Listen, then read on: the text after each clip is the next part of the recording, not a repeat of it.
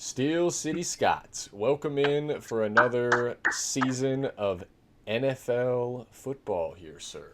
We're going to get started with the Greetings. AFC conference. We're going to talk a little previews. Today's going to be AFC, and next week will be NFC, followed up by the end of year awards such as Rookie of the Year, Player of the Year, MVP, Super Bowl winner, all that good stuff. How you doing today?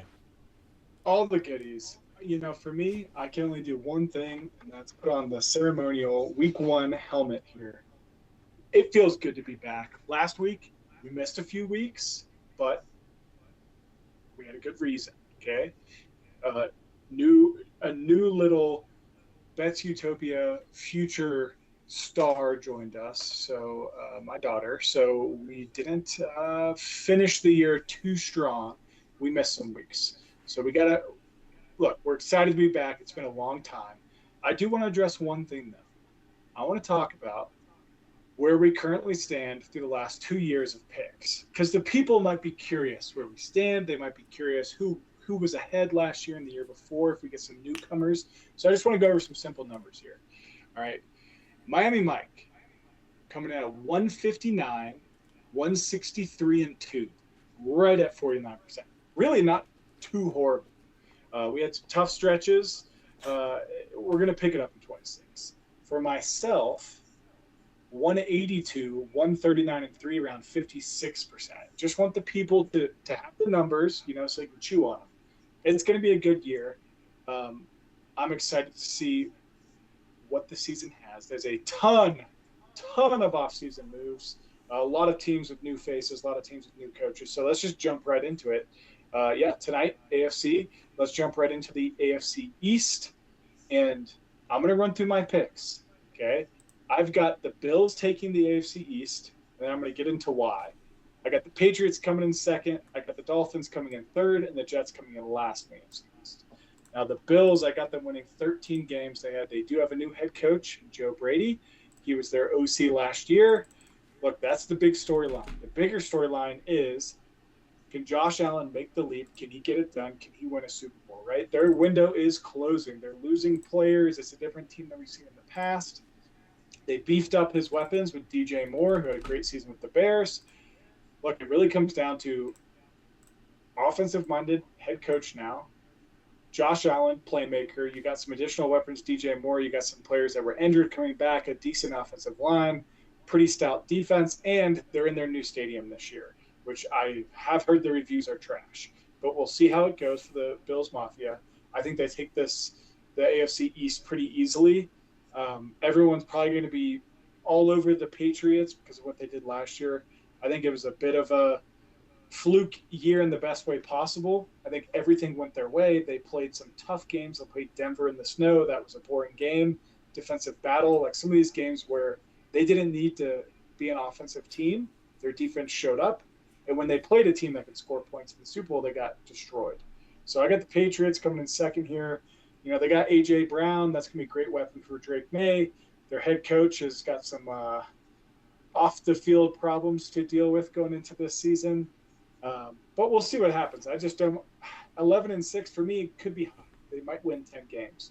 We'll see what happens. And I think we're going to know pretty early if they're going to be contenders this year.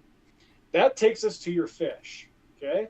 Your fish for me, and I want the people to know, I sent a 6-11, I think is a number that you're not comfortable with. It's And you think generous. you're not going to win a lot of games. You think it's very generous. McDaniels is gone. Tua is gone. To me, both of them were not the answer for you, so I think you're better off. Malik Willis, is he going to be the future? Probably not, but he might be good enough. We'll see. First-time head coach. Look, 6-11, it's probably optimistic with everything they have going on. I just think that they do have some playmakers on their team. They can find a way to win a few games, especially with some of the teams on their schedule. So I'm going to give them 6 wins, and I'm going to give the Jets 2.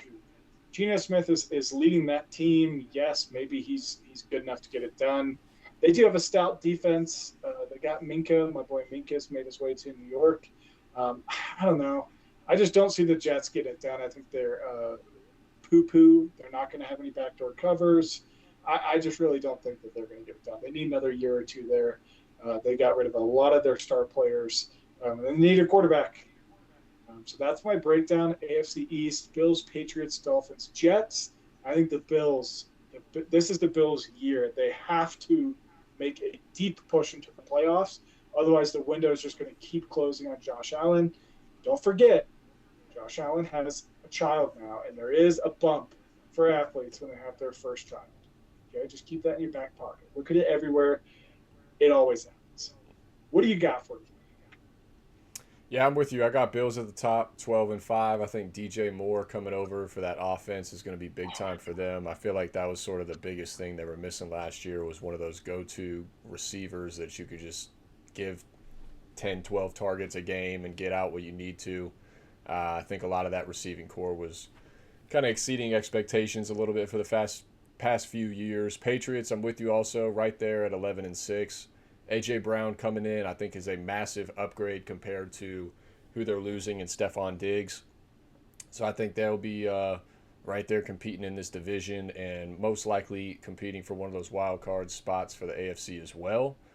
Dolphins, yeah. You originally sent me 8-9 for the Dolphins. Let me point that out. And I had to clarify that you were not intoxicated when you sent that over. Because, yeah, the Dolphins are going to be dog water. 2-15 is where I have them. You mentioned Malik Willis at quarterback, now replacing Tua. Mike McDaniel gone. These are all just stepping stones. Okay, these are not long-term pieces that are going to be there. I hope Malik Willis gets in and out of Miami in one piece. I do not see that happening. He has no offensive line. We have no secondary. It's all bad. Tons of dead cap space. The good news is next year, a lot of that will clear up, and we should get a top 3 pick in the NFL draft. So, Jeremiah Smith, come on home, buddy. But, yeah, it's going to be rough this year. Don't hold your breath there. You're going to win a couple games at the end of the season. They're going to piss you off, and you're going to get picked like 15. No way. Because the end of a season is rough. Jets 1-15. They're still the Jets. They luckily are going to be worse than my Finns. You mentioned Geno Smith going back there. I don't know why they took him again. He was terrible in New York. He was terrible last year when he went back. It's not going to – that experiment has come and gone. I think the Jets are going to struggle on both sides of the ball, and it's going to be a rough one for the old New York Jets yet again. But that is how my AFC East shapes up. I got Bills winning the division and Patriots more than likely getting into one of those AFC wildcard spots. But we'll talk about the AFC South, West, and North here next. What do you got for the AFC North, your division? Well, shocker to most people out there, okay? Here's what I got. My breakdown is in this order. It's Steelers, Ravens tied at the top record-wise, but the head-to-head advantage is going to go to the Steelers, so we're going to finish first, then the Ravens, then the Bengals, and then the Poo-Poos. So for the Steelers, what I'm excited about, and I get it's preseason, people, but we're fans. We get excited when we see stuff on the field. And for the first time ever, I saw a competent offense. Look, Tomlin stepped down. We are the Pittsburgh Packers this year. That's okay. Mike McCarthy's there.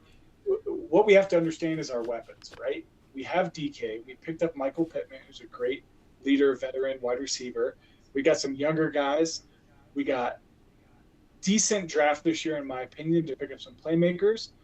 What it comes down to for me is last year, the only production that we had, really moving the ball consistently down the field, was throwing it over the middle of the field.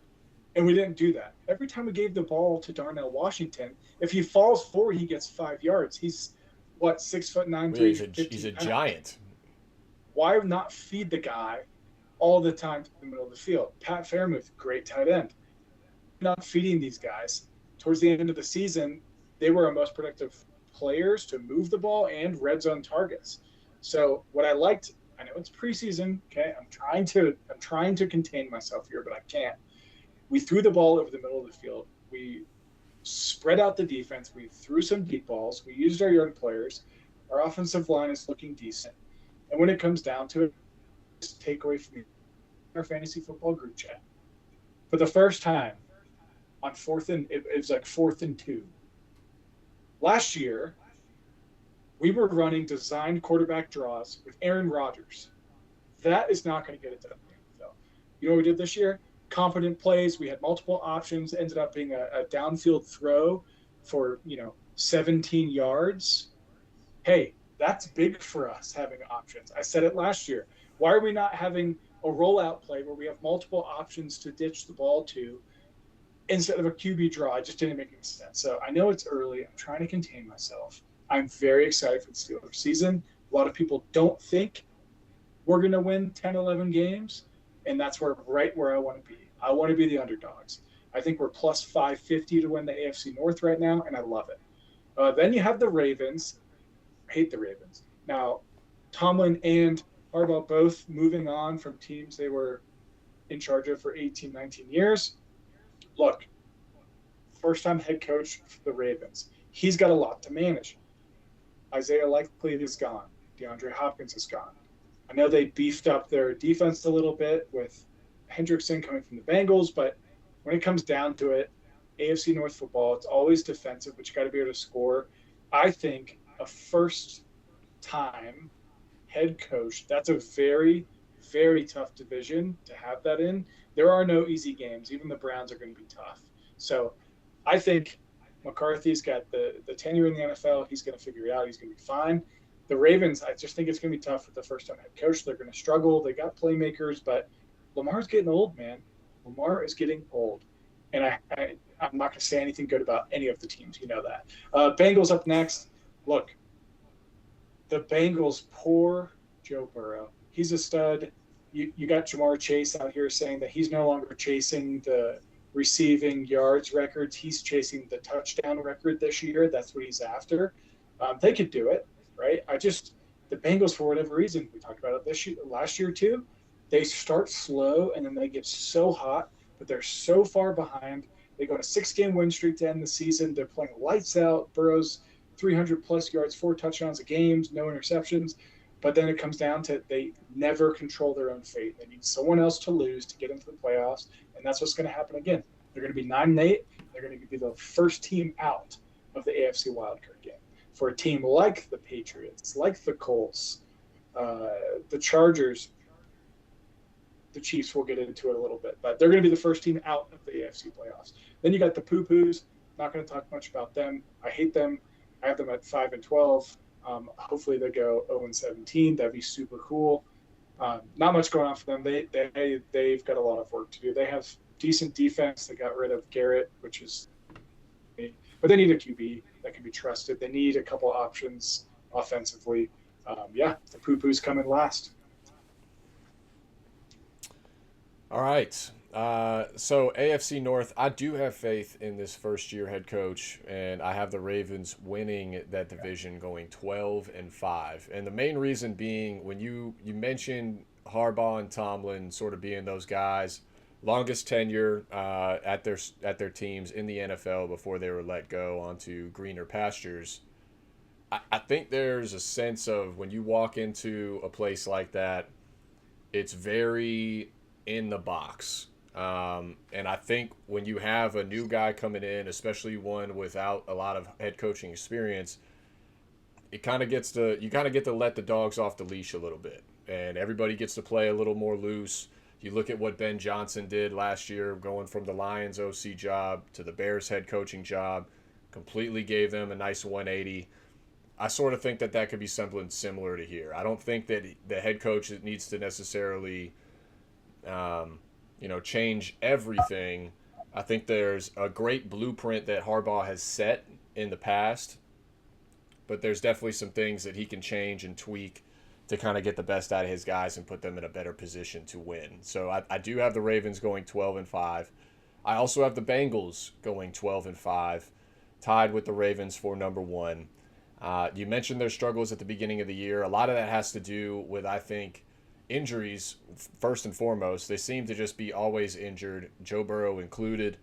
I think as long as Joe Burrow can get through a full season, I mean, the last time he was able to do that, they played in the Super Bowl. So if he can do that with the lineup that he has around him, I think he's able to put this team in a position to win. And you mentioned their slow starts at the beginning of the year. 3 of their first 5 games are going to be against the Texans, the Jaguars, and the Dolphins. Very reasonable going into that first bye week in week 6 for them. They do have to play at the Steelers. They do play the Buccaneers at home to lead off the season. But you're looking at a schedule that they could easily be 3-2, if not 4-1, going into that first bye week. I think that could carry them. I think that could get into their head, give them some confidence that, okay, this year's different, and we can see that play out later on in the year. Steelers, I have them at 10-7. I think you guys get to double-digit wins. I think you get into that wild card race. I don't know if you'll make it into the wild card, given some of these other teams that we'll be talking about in a second in the AFC South and West. But I think the Steelers will be right there in a position that they can play for it. It's the Pittsburgh Packers, like you mentioned, this year. So it'll be interesting to see what McCarthy does. Quick note on the QB draws running for Aaron Rodgers last year. It's almost like, Arthur Smith wasn't a good offensive coordinator or a good fit for that team. Who would have thought? Based off of his past experience. Surprise.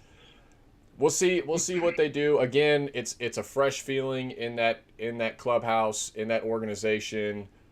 They're going to have some momentum. They're going to have some confidence about them. They're going to have some swagger, a little bit of a chip on their shoulder. And like you mentioned, Pittsburgh with a chip on their shoulder, that's a dangerous combo. So I do think Pittsburgh's going to compete this year and get back to that 10-win mark.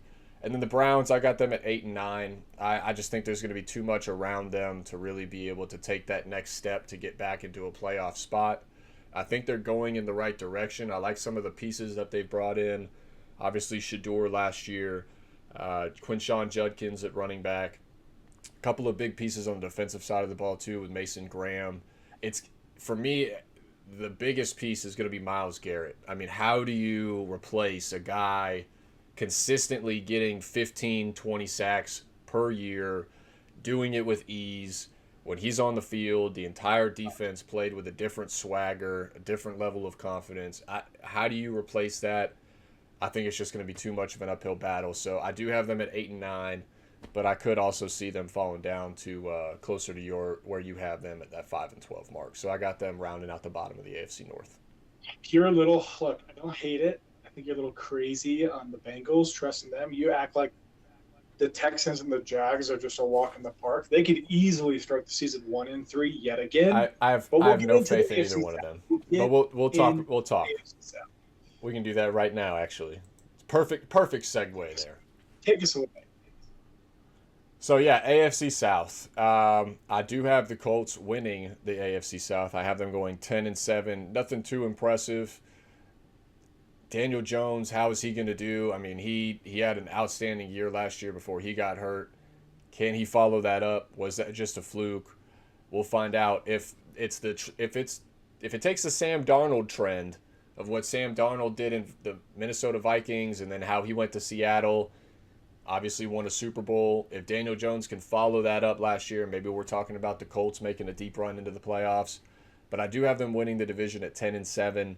Texans I have at 8-9. I just don't have enough faith in C.J. Stroud right now. I think he's really taken a step back for whatever reason. Also, I don't know if you saw the videos of him coming into camp, but he's got a little belly to him. Got a little belly. He looks like he might be expecting 1 or 2 on the way too. That's what camp's for. That's what camp is for. We'll see. The Texans have also have their history of injury issues. Joe Mixon was hurt for most of last year. Tank Dell was hurt all of last year. Shout out to our guy Matt.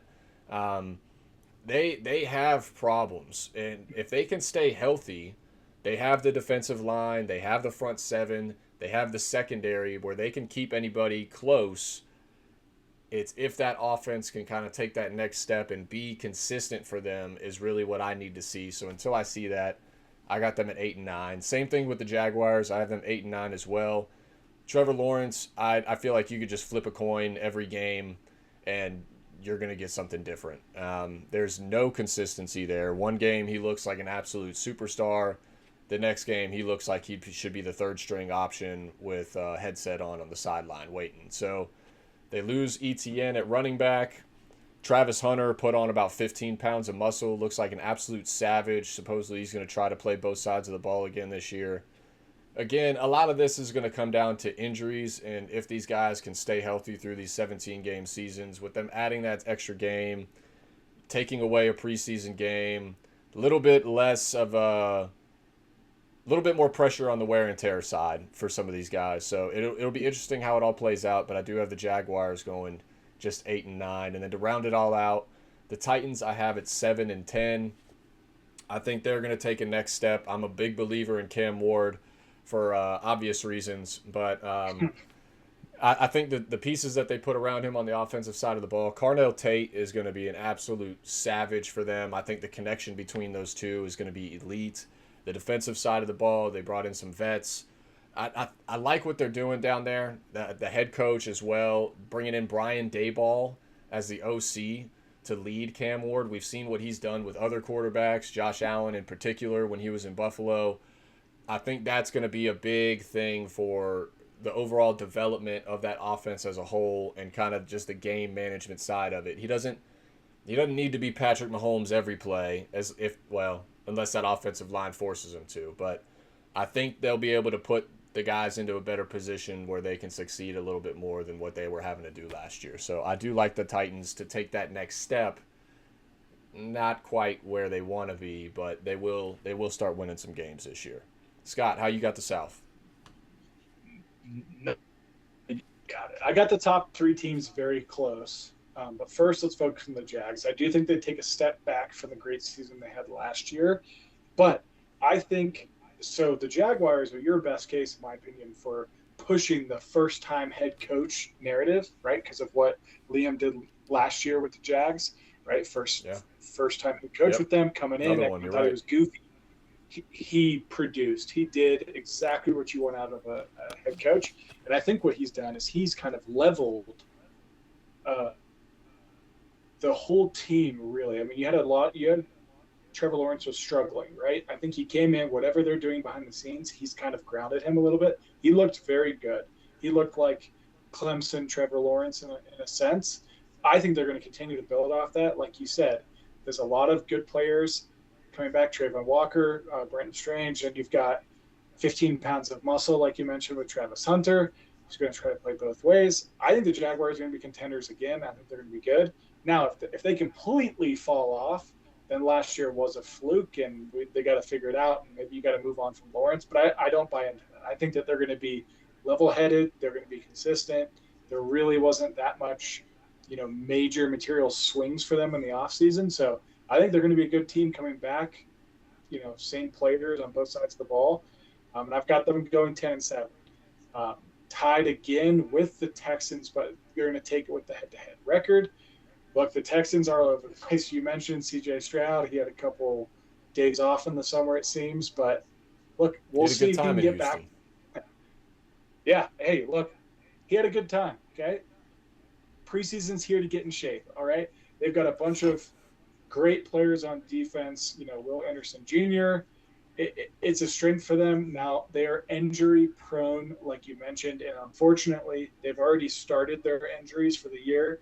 Jaden Higgins, he is out towards ACL. He is already out for the season, so strong start for the Texans. They could be absolutely decimated again by injuries.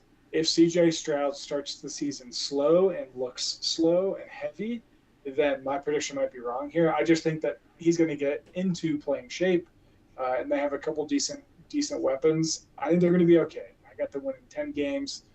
And the Colts, I got a 9-8. You could flip them, right? One game could flip them either way. I don't think Daniel Jones is the future, right? His health is what worries me. He's got so many leg injuries over the past few seasons. For me, it's a big red flag. I don't know what's going to happen if you keep him healthy. We've seen some stardom out of Danny Dimes, right? He's had some stretches where he's played really, really well if he stays healthy. And I don't know if the Colts can keep him healthy. They did sign Jonathan Taylor to a long contract, committing to him, which is good. I don't know. We'll see. The Colts for me are kind of up in the air. We lost my boy Kenny Moore. He is no longer with the Colts, so is what it is. I'm not going to pull for them anymore. That's the only reason I was pulling for them. But we'll see what happens. I just think the Colts are going to be meh, right center, mid team. 9-8's probably a stretch for them. I can see them flipping to 8-9. But we'll see what happens. I think it's a tough division, the AFC South. I think the Jags are better than you think, and I think the Texans have a lot more potential. Now the Titans, I have them still struggling, 2-15. I do not think it's Cam Ward's fault. Cam Ward has played really well for the situation he is in. He's in a really bad situation as a quarterback, and he's calm, composed, making good passes. But he looks good, so it's definitely not his fault. He needs some players. They tried to go out into free agency and spent a little bit of money. Wan'Dale Robinson coming from the Giants? He was kind of an outlier for the Giants there, not a household name that produced really well last year. So that's one name. Guy. Yep, you didn't mention for Cam Ward. And if anyone's going to do it, it's the guy that did it with Jackson Dart, right, and the Giants. So I don't think Cam Ward needs as much work as a Jackson Dart. I think he's ready to go. He just needs pieces around him. He needs a strong offensive line to keep him healthy. He needs some playmakers. They need some decent help in the middle of the field. And their defense, for them, it's just tough. Tough for the Titans. I think they need another year of a top 5 pick to really get them going. And they're going to get it this season, finishing at the bottom of the AFC South. And I got them finishing second worst in the AFC. All right, so we can move on here to the AFC West. I have the Broncos winning the AFC West, going 11-6, but really that's going to dictate on Bo Nix's health. We just talked a little bit about Danny Dimes and his leg issues. Bo Nix has some ankle issues and leg issues that were undisclosed to his head coach, apparently. Kind of blindsided him last year when he had that ankle issue in the AFC Championship game. Changed the entire trajectory of them. Obviously, they were one game away, but completely changed the outlook of that. And if he has that lingering issue going into this year, which I sort of have a feeling that he will, based off of the photos of his ankle and his leg, very Alex Smith-like. It's going to be tough for him to play the way that he needs to. He's a very mobile quarterback. He can go get you 8 yards if it breaks down. Is he going to be able to do that now? I'm not so sure. So it'll be interesting. Obviously, Sean Payton's had his experience with quarterbacks that have had a history of injury issues and, turned lemons into lemonade with Drew Brees down there in the Saints, winning a Super Bowl with him. But I think they have the defense that'll keep every game close. For me, it's just going to be a matter of if Bo Nix can get through the entire year.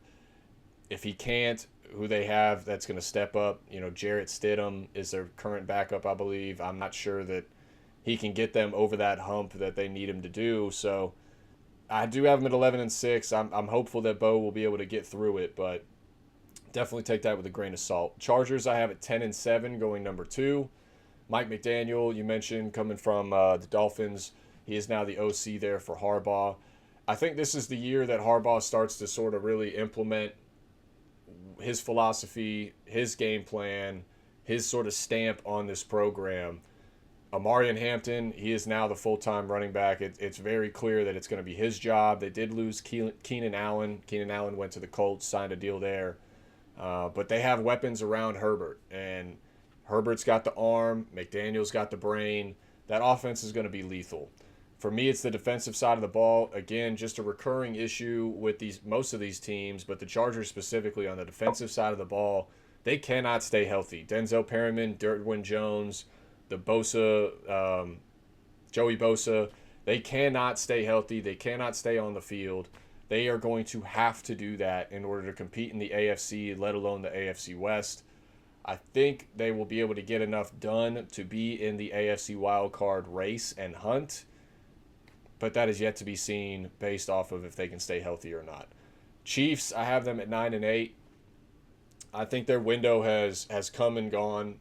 When they gave Pat Mahomes the contract that they did after he did have that success at the beginning of his career, I think that's really starting to bite him. And now that we're getting a few years down the line, they haven't been able to put pieces around him. And you look at the situation that Tom Brady was in New England.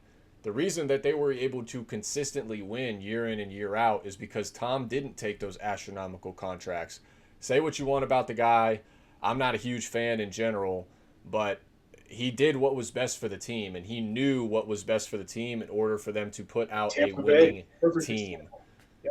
So it's, I think that is the biggest issue right here, right now, is they don't have enough money to go around to give them the depth that they need for when these guys do get injured, because it is inevitable for players to get injured in the NFL. And when you don't have that next man up to step up, and there's a significant drop off from your 1 to your 2 to your 2 to your 3, I think we're seeing that in full force here with the Chiefs. Obviously, Travis Kelce, he's on his way out. This is going to be his last year. He has not been the player that he has been in recent years, whether that's a certain country singer to blame, I'm sorry, don't come after us, or just overall health and moving on, to bigger things. But I just don't think the Chiefs are really going to be in a major competitive spot this year. They could easily get up to that 10-win mark, maybe 11, to kind of get them back into the playoffs and back into the hunt. I just don't see it. I don't see it happening for them this year. And then Raiders, I have rounding out the bottom. Probably a little bit generous here, but I have them going 7-10. I think they have a good core around them. Again, this is one of those situations that I think they just need the right guy. They need the right leader at head coach to come in, lead this team, bring these guys together. I feel like the Raiders, it's a lot of finger pointing. It's a lot of this guy doesn't do that guy doesn't do that. You got to shut all that out, bring everybody in, and I think they drafted the perfect guy to do that in Mendoza.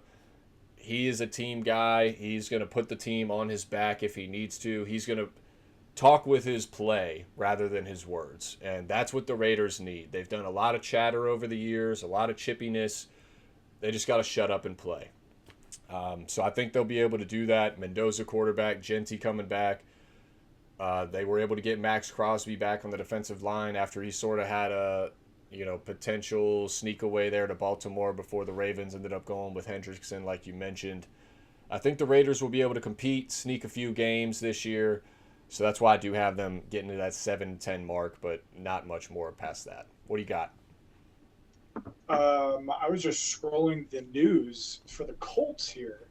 Didn't realize Tyler Warren is out right now. He just did something to his groin, so something to watch there. There's a lot of injuries happening right now. A lot of injuries. It feels like every day there's something new. It's every day is something new. It's Yep. So, okay. Definitely AFC keep an eye West. on it. So, we're pretty close here. I do have the Chargers taking it with 12 wins. They had probably the quietest offseason of any team, especially in the AFC. You got Jim coming back second year. You got all the players. You got Herbie with his supermodel getting his hair played with after practice. He's living the LA lifestyle. But really, they're getting Rashawn Slater back, and they're getting Joe Alt back on the offensive line. Yeah, both of them at significant time in 2025. So it's huge for their team, huge on the defensive side. You mentioned their defense health. They struggle there. Yes, they do. If they can figure that out, they're a real. But the thing they have going for them is they have strong weapons, offense surrounding Herbert. They got a great mind on their head coach. So when they struggle defensively, they have the ability to score and stay in any game. And I think for them, that's the one takeaway for the Chargers, that 12 wins is a very realistic goal for them. I got the Broncos coming in the same record as you, 11-6. I think Bo Nix is the biggest question for them. If he is healthy and he can run the same way he did last year, he has no, continuing problems with his ankle, and they let him free, I think they're real contenders too with the Broncos. They have a great stout defense, and then bringing in Jalen Waddle, this gives them speed option to open up the field, and then they also have Cortland Sutton, who is just pure consistency for the Broncos. So now you have multiple options for Bo Nix too to open up the space, open up the field. Yeah, cry back there, and again, it's just part of Miami's downfall. So now the more I think about it, 6 wins might be crazy for the Dolphins. I was trying to tell you. I was trying to tell you. I was trying to talk you off the ledge. But we'll see how I already they do. fell. I'm already down at the bottom. I think 11 is very realistic for the Broncos. So now we're getting into the interesting part of the AFC wild card. You mentioned it a few times. Let me finish the West, and then so the Chiefs, I got them at 9-8 because you can never count out Mahomes. And look, they traded away their best defensive player, Trent McDuffie, to the Rams. Oh, also we mentioned Myles Garrett went to the Rams. Oh, also Aaron Donald is practicing for the Rams. We'll get into the Rams. Rams are a problem. So they get a good future. The Chiefs, you talked about their future. They got 4 picks, right, for the McDuffie trade. You got to use that capital, right? They went after Kenneth Walker, Super Bowl MVP last season. That looks like a problem. I don't know what's going on there. If you watch the reports, he's fighting all of his teammates in practice, right? He's not talking to the media. He's been in multiple fights. I don't know what is going on there. We'll see. If anyone's going to get them in check, it's going to be the Chiefs and Reed. But look, Mahomes, you talked about CJ Stroud coming looking fat. Mahomes does not look good right now. Mahomes looks slow. His knee does not look good at this moment. And yes, we have plenty of time. They're going to rehab him. Maybe he's light load, but he does not look like the Mahomes of the past. And then also, talking about overweight, you got Kelsey here. He got married. He ate a bunch of cake at the wedding, obviously. Beers. He's looking a little chunky, but the way he runs routes, it makes no sense. He runs routes like a blob, right? Really slow, methodical approach. But man, every DB just can't stay with him. It makes no sense. He's not out there running a 4.3, making amazing cuts. He's out there running a 4.7, 4.8, making 2-step cuts and losing DBs with his consistency. It makes no sense. He's going to be productive. He always is over the middle, talking 7 to 11-yard plays, and then he'll break one. But you talked about Mahomes, that contract, what was it, 10 years, $500 million coming to bite them. Let me ask you a question, sir, and I think this is for everyone in the audience. If I told you could get a player for 10 years, okay? The 5 years, you're going to have 5 Super Bowl appearances, and you're going to go 3-2 and win 3 Super Bowls. But on the back half of the contract, those last 4 years might be questionable. You might not make the playoffs. Would you give it up for 10 years to win for sure 3 Super Bowls? I think in the short term, the short-sightedness, obviously I think everybody would say yes, especially if you're getting that return on the front end of that deal. Obviously I think a lot of people would say yes, because then you could also look at potentially offloading his contract. If he were to struggle year 6, year 7, you could maybe let him go, try to get that off and get a return there. I think that I think, yeah, the short term, you would definitely say yes. Long term, if you're looking towards the future, maybe you rethink things a little bit. But yeah, I think it was probably the right deal to make at the time. They were able to win. They were able to be successful. But they are paying for it now, for sure. Everyone, let me just abbreviate that for everyone. Everyone says yes to it. There are 4 teams that have never appeared in the Super Bowl: the Browns, the Lions, the Texans, the Jags. Then there are 8 teams that have never won a Super Bowl. The Bills are 0-4, the Vikings are 0-4, the Bengals are 0-3, the Panthers are 0-2, the Falcons are 0-2, the Cardinals are 0-1, the Chargers are 0-1, the Titans are 0-1. Anyone from any one of those teams, any fan, you ask them that question, they'll say 10 years for a Super Bowl appearance, okay? Everyone's taken 3 Super Bowl wins over 10 years. That's true. That's just the way it is as a fan. Now, the Raiders, I have them at 5-12, right?